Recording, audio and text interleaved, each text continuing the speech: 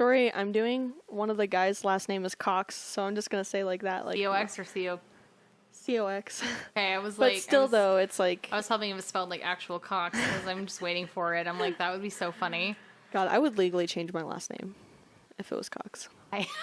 Would you? Yeah. I would change my last name to Cox, just to Chloe Cox.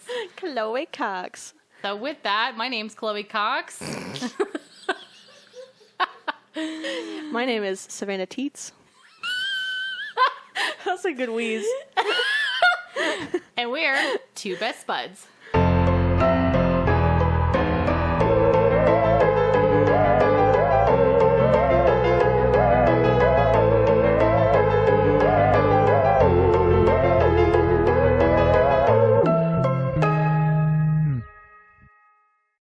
So, Tell me a story. tell me a story. I don't know. Should we start out with something that's not just like straight into like our story? Should we talk about How's your week been? how's my week been? Yeah. I am unemployed. I've told you that maybe about 6 times since I've been at your house. I like Fella. it. Big fan. Well, it's had probably weird for you because you haven't been unemployed for... 7.5 years. Yeah. Had a job with the same company technically. So weird life. Had an interview. That was fine. It was a That's good. big blast. How's your week been? It's been good. What the fuck is this awkwardness? I don't know.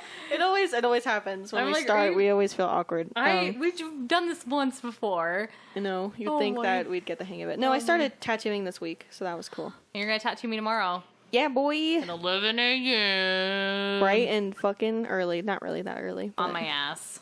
We'll see how it goes. Actually, just kidding. Okay, so I guess we're just gonna Yeah, get right into gonna it. hop on the train to bullshit. So God damn it. I can't. It's been already Lay a it- long week. lay It's it only on me. Monday. Okay, lay it on me. Yeah. Lay it. Lay it. Anyways, so here's my story. We're still sticking to the Idaho theme this week. Look at us go. We're doing it. I actually wrote this one out. It was not just bullshit, like, bullet points. I am actually so proud wrote of out, you. like, paragraphs. So, pray to Jesus. Okay, my story to this week is on Lyda Southard. Soft hard. Southard. Southard. I think that's South hard. Southard? Okay, Yeah. Lyda Southard. All right, she was born in Gatesville, Missouri, October 16th of 1892. Lyda Southard, also known as Lyda Anna May, True Blood, Flypaper Lyda, and the Black Widow, was considered to be one of America's first known female serial killers.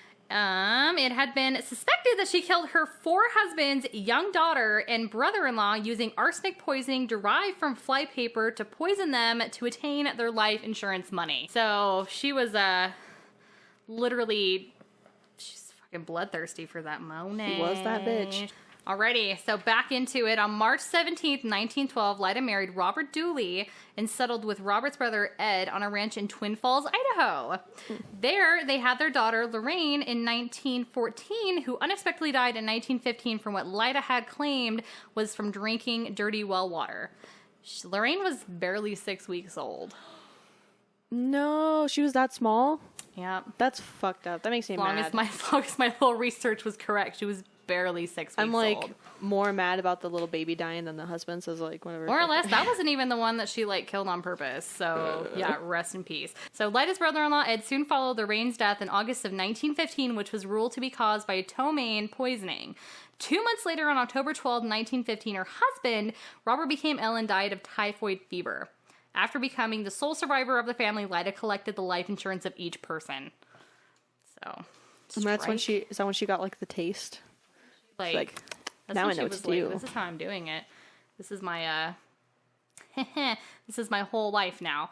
So within 2 years after the death of her husband, Robert, Lyda met and married William G. McHaffey, who was a waiter at her favorite Twin Falls restaurant. They didn't name the restaurant, but apparently she had a really favorite restaurant down here because she married the fuck out of him.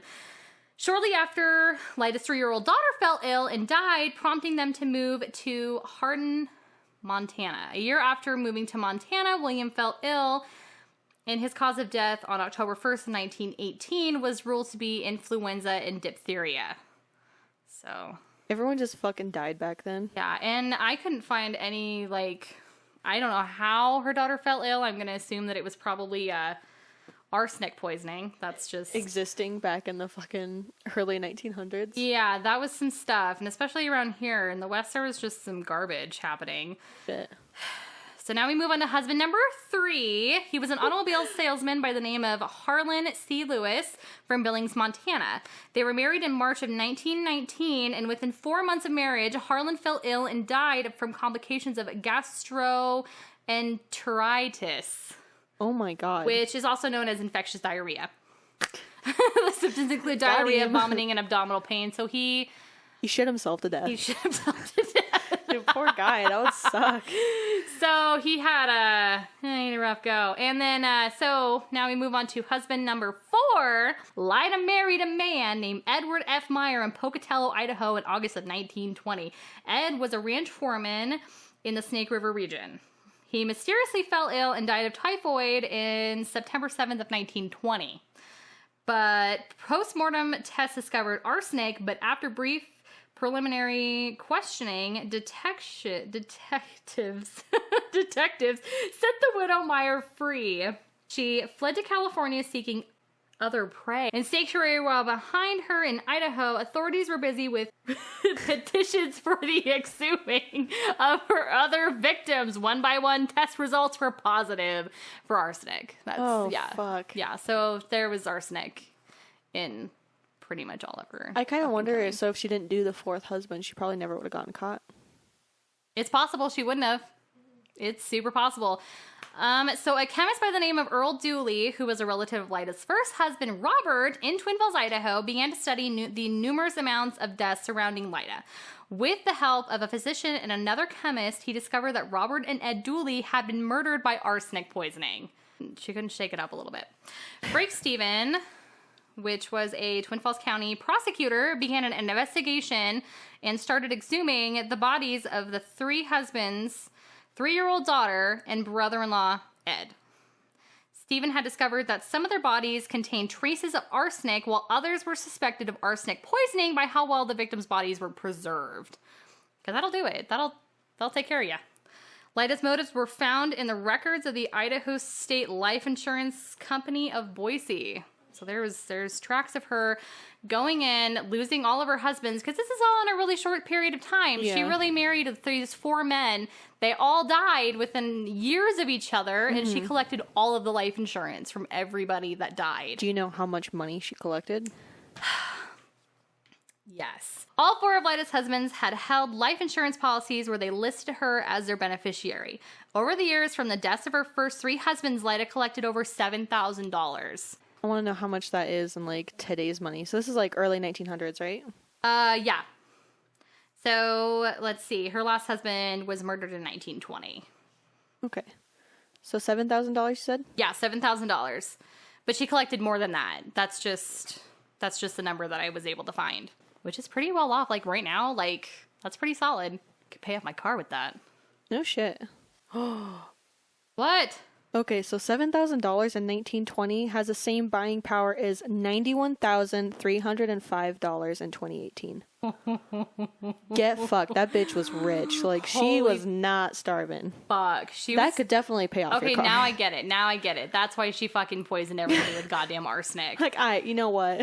Okay, I get it, girl. You did your thing. You fucked up, but I fucking get it. I wish I didn't get it, but I get it. Okay, so continuing on with Lyda, she was found in Honolulu by law enforcement and married to her 5th husband, Paul Southard, who was a Navy petty officer. So following extradition to Idaho, she was arraigned, which is to call or bring someone to court to answer to a criminal charge. I didn't know what that word meant, so I looked it up. And that was on June 11th of 1921. Okay. So a year after she killed her, what was it, 3rd husband? No, 4th husband. Yeah, so a year after she killed Ed.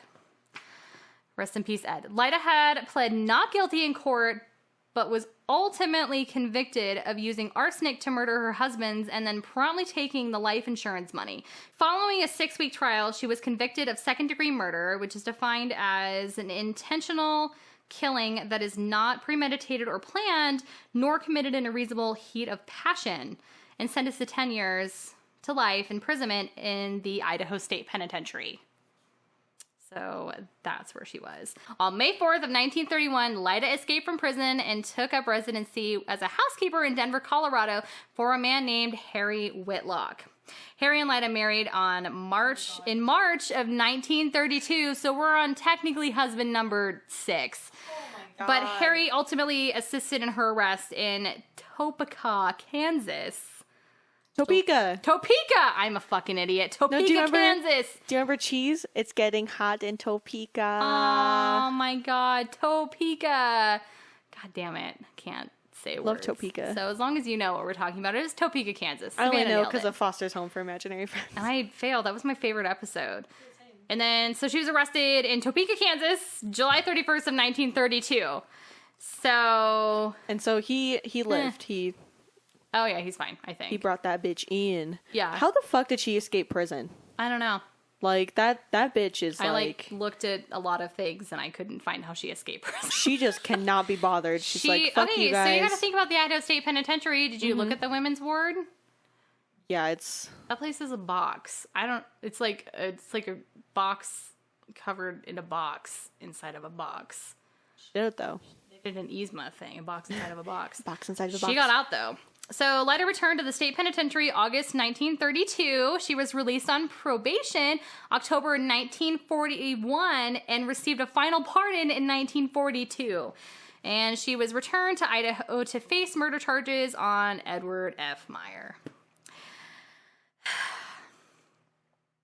She was pardoned. God damn. She lived her life, dude, and Lyda died February 5th of 1958 in Salt Lake City, Utah. She was 65 years old, and she's buried at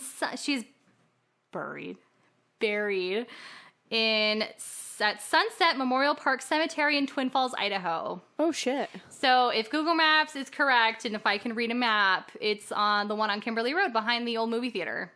Oh, my God. We literally pass that every single time you go to Kimberly or Hanson. Yeah. I didn't know she was buried there. That's wild. Absolutely nuts. So on her little plaque is the name Anna Shaw. Mm-hmm. Then her grave ID is 1484. Her plot is Pinehurst Gardens, lot 441. We should go visit it and take a selfie with it. Absolutely should. So after all of that, after her death in 1958, the late Joe Webster, who was a Twin Falls Canal Company dispatcher and a historian, visited to lay flowers on Lyda's grave regularly. So this is just a local man who visited her grave regularly. He had become fascinated by Lyda just from visiting the old Idaho State Penitentiary because he was born in the year where her last known murder took place. So in 1920 is when this man was born. So he just was super interested. And I have a quote from a man named Brian Olmsted, who was the canal company manager. Joe always kept a picture of Lyda on his wall. He brought apple pie for all of us every year on the day of her death. That's interesting. Isn't that interesting, though? Yeah, he's just super into her. Just super, interested. She led an interesting life. She killed all these men, and she was she was one of the first known serial killers in America. And to think that she came out of Twin Falls, Idaho, pretty much. Yeah. I mean, she came from Kansas, but no, Missouri. Yeah. Not Kansas. Somewhere Missouri. Somewhere shitty. Somewhere shitty. And that's my story on Lyda. Woo, love it. What do you got? Yours is a secret. So mine is a secret. I'm really curious to know what you got going on because I don't even know. Mine is once again actually kind of recent.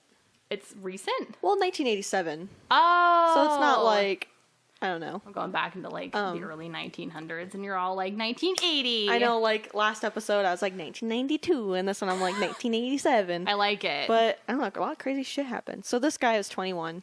So I'm going to be talking about the Boise murder house and the murder of Preston Murr. So this poor fellow. So he was 21 when he died. This took place on June 30th of 1987, so Preston attended a funeral in Boise on June 29th, 1987. That afternoon, Preston and a group of funeral participants became intoxicated and they got belligerent. A fight broke out between Preston and 2 other people. Police were dispatched to the scene, and then Preston and the 2 others were cited with disorderly conduct.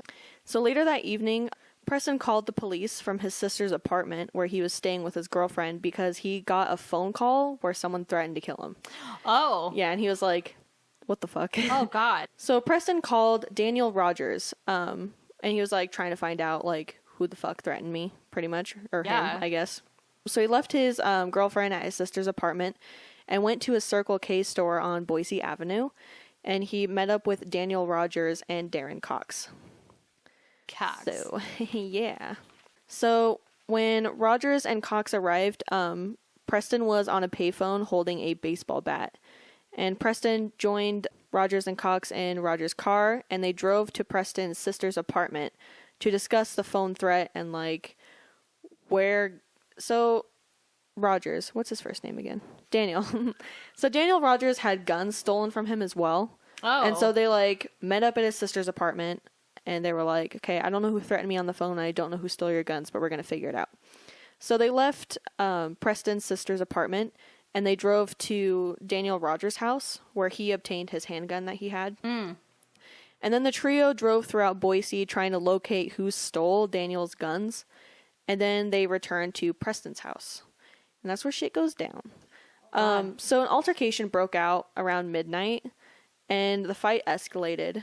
And Preston Murr was shot in the shoulder, and he ended up escaping the home long enough to bang on the doors in the neighborhood looking for help. No one answered their doors, but one neighbor did call the police. Yeah, the neighbor witnessed there was blood on his door and his own porch, and the neighbor saw one of the men hosing down the porch of Preston's house. Oh, good. With a garden hose. Oh, smart. So the neighbor watched through the curtains expecting police to arrive, and police didn't show up. And so the neighbor just went to bed. What the hell? Yeah, he was like, Okay. all right, good night. See, Like, this is all right, fucking weird. this bitch is obviously There's wiping blood off. Yeah, there's a picture of the blood on the neighbor's door, and Are it's you fucking there. And I'm like, if a neighbor came up to me and was bleeding all over the place, screaming, I'd be like, maybe the cops need to fucking get down here. Yeah, maybe. So there was a trail of blood leading back to the house too. So Preston was dragged back into the basement where Daniel shot him in the head.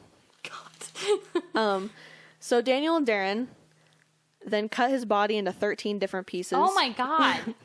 Packaged each of them in a plastic bag, and then threw them in the Brownlee Reservoir, which is in Weiser, Idaho. So it's an Idaho-Oregon border. Yeah, it's Weiser. Weezer. We're both how'd you say Topeka earlier? Topeka. Topeka and Weiser. We're trying. Maybe that's the extent of our research, is that we need to just Google ptomaine. Maybe. Is that the word that I said? Ptomaine poisoning? Something. God damn.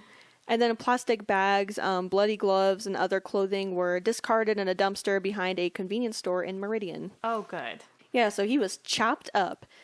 And he was cut apart with an axe and knives in his own basement. Oh my God. So that's sad. So a week later, parts of the body actually washed up as well. Washed up. Yep. So that was a week after. But the morning after, the neighbor observed a brown sedan stopped in the street next to the house, and then it drove away. So then the neighbor called the police and told them to come check it out. And now he calls the police. No kidding. He's like, I had a good rest. I'm going to call the police now. Oh my God. So the police arrived and saw the trail of blood and called for a backup. Blood was spattered on the neighbor's house as well as other houses in the neighborhood. The police blocked the area off and then tried knocking and calling but got no answer. So they waited for a search warrant, and eventually, it got approved. Right. Officers found blood in the house, and I wrote hella blood in the basement. That's where he was murdered, so that's sad. Hella blood in the basement. Hella blood. So they found a handgun belonging to Rogers in the house, and they also found money and drugs. Rogers and his wife got arrested on June 30th and were charged with possession of controlled substances with intent to deliver and other drug-related crimes. And then a few days later, people discovered, parts of the body along the banks of the reservoir, a week later. So then Rogers and Cox were charged with murder. Cox talked to police and told him everything. and told police the reason he was involved in the murder was fear of Rogers. So he was afraid, like, if he didn't participate, something bad would happen to him. Accessory to murder because he was afraid. What a little bitch. So Daniel Rogers got a life sentence. He's at the Idaho Correctional Center. Like now? Yeah. Oh. He's still there. Yeah. Good. I mean, his last do that to a person. Yeah, like, he did chop someone up and kill them. 13 pieces, not just one, not just like a stab in the neck. Oh, that was like cut him up. Yeah, he That's wanted to get away with it. Psychopath shit. No kidding. So his last parole was denied in 2005, and then Darren Cox got 6 years. So he's out of prison. Okay, well he didn't like actually cut up. He was fucking wild. He was a part of it. Yeah, so this guy got fucking murdered. In that house, a lot of people are really weird about it. A lot of people are convinced that Preston's body haunts it. The last I could find was 2012. A mom and her 2 daughters live there. And they're like chill. They say that they don't deal with anything necessarily weird by any chance. One of the daughters did say like the basement was dark one time and she like felt weird about it and didn't want to go down there. Like something was telling her to not. There are a lot of people that say like, yeah, I saw something creepy in the window or whatever the fuck. But yeah, it looks like a pretty fucking normal house. That's all I got. This episode's gonna be short. That's okay. 30 minutes. We do a filibuster. What's that? We just fuck around. I'm glad that I didn't get chopped up in 13 pieces. I wish I would sometimes. What?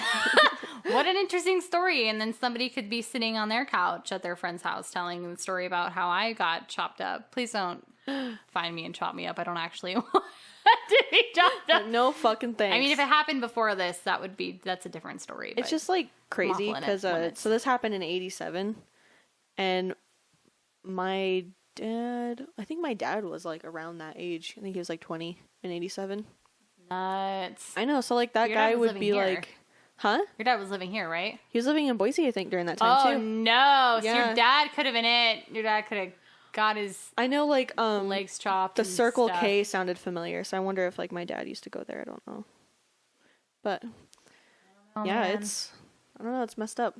There's spooky stuff that happens in the world. I just always want to know like why people like do the things. I know that it's a mental like something or other. Like it's just an abnormality. The Rogers, he said that he shot him in the shoulder for self-defense originally because Preston came at him with a knife.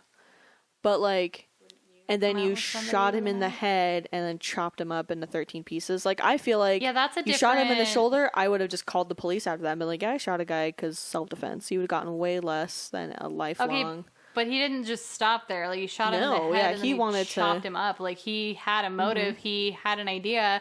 He wanted to kill this guy. Mm-hmm. That was a real thing. He fucking did it. He fucking did it. I don't know. I like the whole idea because none of it makes any sense to me.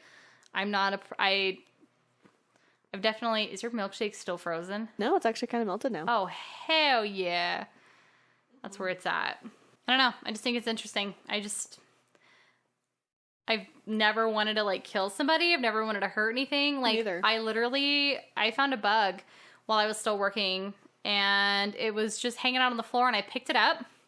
And I put it on the cash wrap so it wouldn't get stepped on. What kind of bug was it? I don't know. It was green. It didn't have wings, but it was just like a green little fat bug. And I was like, oh, man. And then I ended up losing it. So he's either alive or dead. I'm not really sure. But he's somewhere. I saved him for a minute at least. Probably not for long, but... Yeah, finding spooky stories is actually kind of hard for Idaho. Is it? Yeah, like haunted stuff. Well, because a lot of them... Or like, this lake is haunted. There's a lot of words. Like somebody said that Miracle Hot Springs was haunted, right? They told me it was haunted, I don't buy that. I've been down there so many times in my whole life. Like we're talking like 20 years of going down to this place and never have I ever felt spooked out. Not once. See, I think I've only been there like maybe 3 times in my life. So I'm kind of like... I know I tried really hard to talk about Albion and I just have no idea. But I'll try to... Well, and I'm find also some like personal accounts. Like, oh no, a door slammed shut, fucking scary. Like, I want something fucked up. Like, give me that creepy shit. Lay it on me. So our next episode is going to not be Idaho. Yeah, we'll switch it up. Yeah, I'm excited because I've been waiting to talk about this thing. I watched an alien movie the other day and I thought about you for a second. Oh no, what was it? It was called Dreamcatcher. Dreamcatcher. It was stupid, but it was alien driven. You know what one you should watch? What? It's called Arrival. It's on Hulu. It's fucking good, though. Is that Alien? Mm-hmm. I like how you torture yourself. No, like, I watched it, but I knew, like, I, like, watched a trailer for it. So, it's like, so you okay, went so into this it is the knowing, plot. like, okay. Yeah, so it's really fucking good. It definitely has a really good twist at the end. I was crying at the end because I was like, oh my god. Like, Oh my god. it was so good. The aliens were good. They weren't bad. They were good. They were good.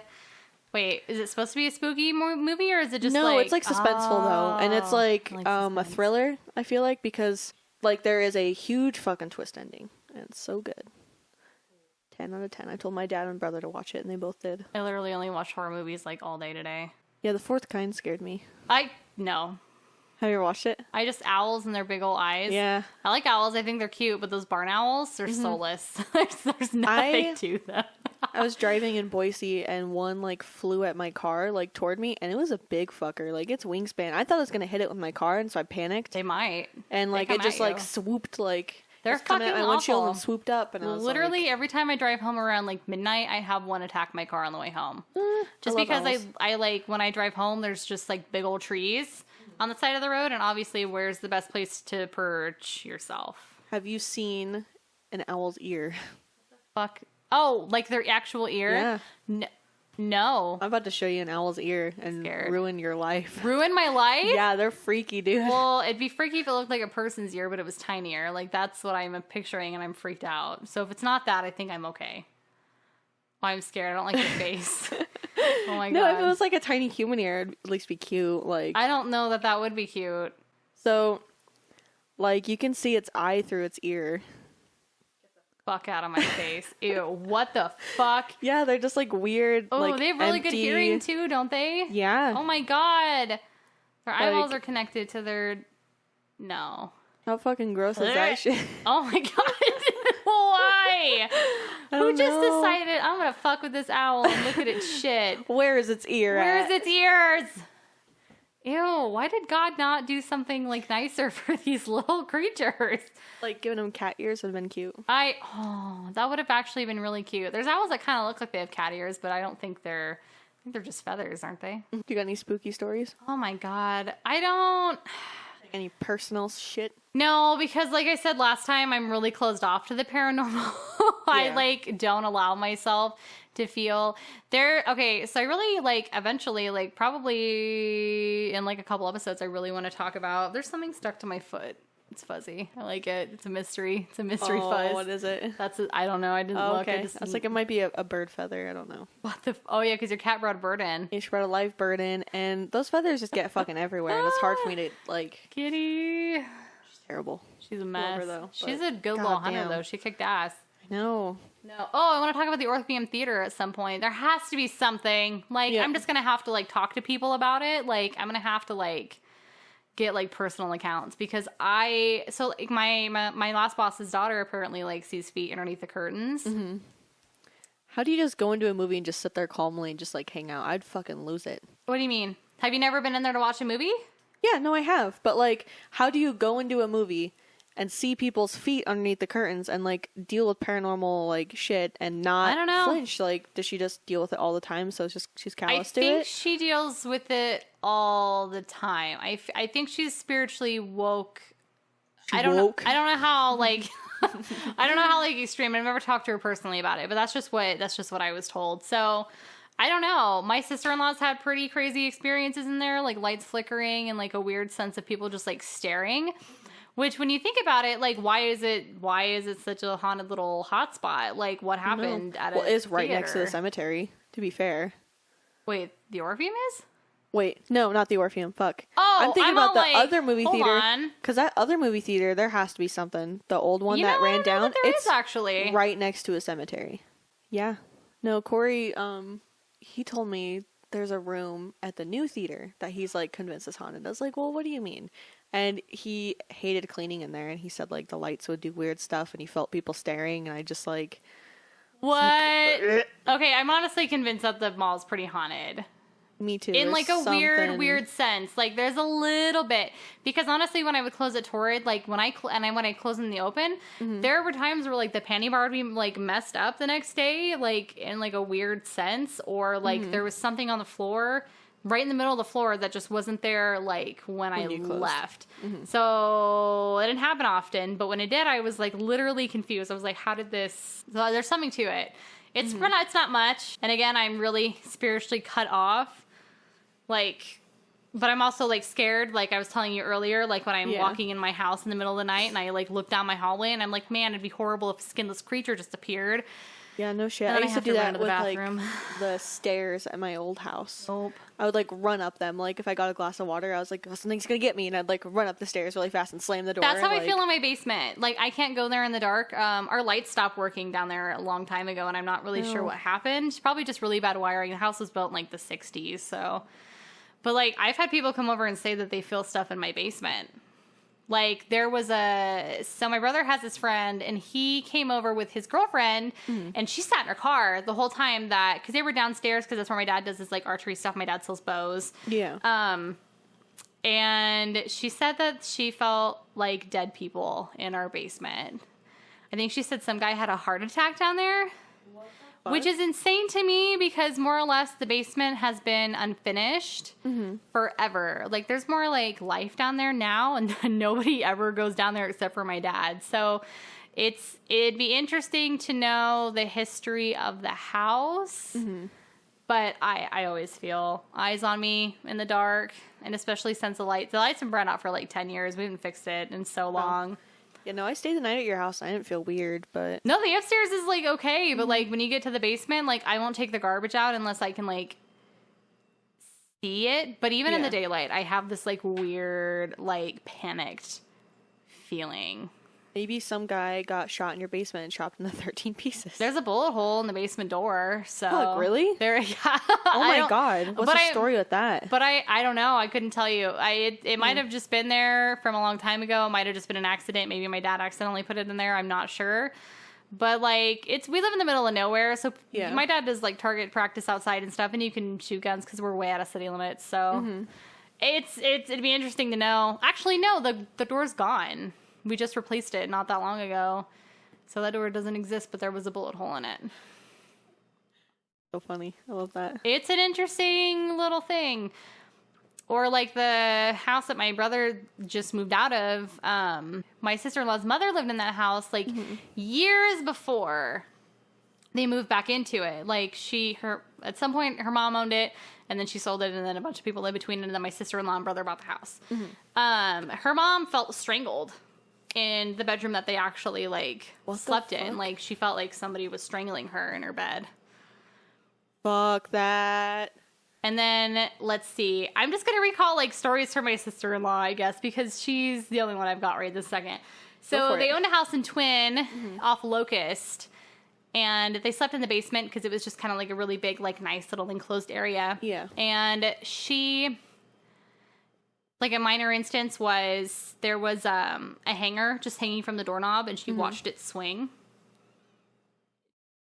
Oh my god. And just wouldn't stop? I think it was in that house. It was either that house or the house that they just sold. But either way, in one of the two houses that they owned, she just watched it swing. Yep. And then one night, I think she was her friend was going through a hard time. And in the middle of the night, I can't remember if she woke up out of like a dead sleep or if she was just in her bed, but she had the urge to like go upstairs and scream her friend's name. Like, oh my god. Like something like inside of her was just so strong that she just felt like she needed to like scream. Like, and she's like, I don't know what it was. I don't know like what I felt. That's weird. She's like, well, she knew what she felt, but she just didn't know like what had happened. So was her friend staying over, or was it No, just her like... friend was gone. They had a tragedy, and so my sister-in-law might have just been spiritually woke in that moment, or I can't remember. I'm probably butchering this whole thing. So Amanda, if you're listening and I ruin this, let me know. Tell her she should give us some of her listener stories, because we're going to do an episode of that. See, and I feel like she probably would be a good one to talk to about spiritual things, because she's pretty spiritual. I'll have to ask her about more stuff. And I have friends that have, like, spiritual things happen, and I'm sure Colton's probably able to, like, recall something. I know. I keep posting, posted our email, and no responses yet. Craziest thing ever. So now I'm just going off of people's stories that I've just been told. So I was staying at my friend Serene's house. We haven't really talked in a long time, but I remember staying at her house. I think I stayed there just once, but it was a little house in Buell off of Broadway. And I remember her telling me that her mom would like talk to people inside of the house. Oh my God. And I think she told me, I can't remember, hope I'm not ruining this, but I think she told me that there was like a little boy like sitting on top of like in her closet. Yeah. Oh, I got chills. Yeah. So when she told me that, I just couldn't stay there anymore. I don't know. I just remember that and it just kind of like freaked me out. God. Oh my gosh. And then my friend Sierra, she, I can't remember all that because her house was haunted. I know it was the one that her parents still live on in Twin. She had a figure that lived in the mirror. What the fuck? Yeah. So she like a dark figure in the No. a dark figure in the mirror, because I remember one night staying and she like was panicking and she was freaking out. And God, this was so long ago. We were like 11, 12 years old and she was just panicking and she was like, there's a man in the mirror. And I'm like, what do you mean? No. And I had weird vibes at her house too, but I stayed there like all the time because we were obviously, best friends. So oh my God. So she just like keep the mirror, just like, whatever, this is life now. I know it was interesting because she just kept the mirror, but like it was, her little room and house was just kind of haunted. So I had a friend, Sonia, who like I would always go stay at her house. And it's funny because before her parents bought that house, this girl I went to school with also lived there. And when it went on the market, my dad was interested in buying it. Oh, was that one that's like kind of like janky, but like they fixed it up a little bit? No, it's not that one. Oh. This is a different house. It's like, I don't want to say where it is because I think her parents still live there. Oh. And here I am just telling everybody where all my friends' houses I'm just, I don't know how they are, so I'm just gonna leave it. But, yeah, I would stay the night at her house, and, like, the hallways would get dark, and, like, things would just be dark, and I would look into the darkness, and I felt like there was something looking back at me. Nope. And fuck that. Like, I think I'm also just fucking paranoid all the time. I'm super paranoid all the time. Yeah, but something, like, I did not like staying the night there. Something just felt fucking weird about that house. I was just not a fan. Yeah, and I'm so fucking glad my dad never bought that fucking house, because screw that, honestly. Like, and he did think about buying that fucking janky house on that corner. Like, okay, the big one. The big one? Yeah. I saw it in the car, and I was like... It looks so nice right now, though. I was like, fuck no. Yeah, no, when we saw it, it was janky. He's like, oh, this house is for sale. It looks really big. And I was like... What, on Jackson? Somewhere, It's a maybe. fucked up little street. A presidential street. Yep. But I was like, Dad, you are the white person in movies that gets murdered. Like, we are not moving into that house. See, and the first question I'm going to ask when I buy a house is, who the fuck has died here? When was this house made? Is this an Indian burial ground? Like, Give me the deets. Give me the deets. Are there any hauntings? Because I'm not interested. Or you know what you could do is you could just go buy a brand new house in the subdivision. Or I could just live in a bus on the side of the road. Although, I have a story. I'm going to have to ask God, my old stepdad, Paul, because he had a weird experience. It didn't necessarily, like... I wish I could remember like the whole story, but I know, I like gave pieces because I'm all like, I think this is what happened. So I'm probably just gonna give pieces. I don't know if he will remember. I'm not really sure. This was like quite a few years ago, but he used to work. He's worked for like multiple computer companies, and so he'd be like the guy they'd call, and they're like, "Oh, my computer's doing this," and he'd like walk them through this shit. So this woman called him, and she's like, is this Paul, like, so-and-so? And he's like, yeah. For, like, a recommendation or something? Like, hey, I heard about you. Are you... Well, no, she found him and called him. Oh, she found him! Yes, because she had, like, some weird, like, she described Paul's, like, grandfather to him. What the hell? And, like, she's like, yeah, there's a little dog. Like, he's really happy. Like, you're doing really good in life, and he's proud of you. And, like, there's a little dog. There's a little dog that barks at you, a little red dog. Oh. She's talking about Rudy. No. My mom's dog, Rudy. No!